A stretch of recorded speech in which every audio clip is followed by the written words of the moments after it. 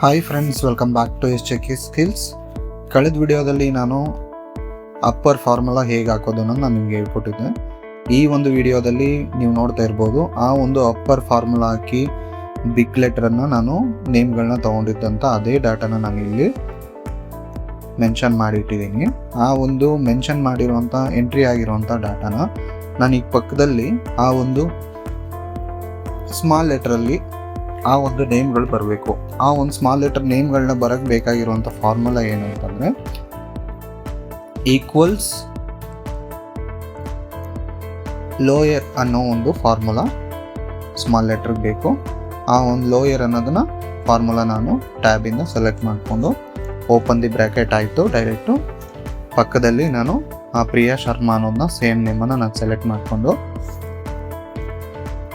Close the ಬ್ರ್ಯಾಕೆಟನ್ನು click ಮಾಡಿ ಎಂಟರನ್ನು click ಮಾಡಿದ ತಕ್ಷಣ ಸೇಮ್ ಆ್ಯಸ್ ಇಟ್ ಈಸ್ ಮುಂಚೆ ಹೆಂಗಿತ್ತು ಸ್ಮಾಲ್ ಲೆಟ್ರಲ್ಲಿ ಅದೇ ಥರ ಕಂಪ್ಲೀಟು ಎಲ್ಲ ನೇಮೂ ಸಹ ಸ್ಮಾಲ್ ಲೆಟ್ರಲ್ಲೇ ಇಲ್ಲಿ ಬಂತು.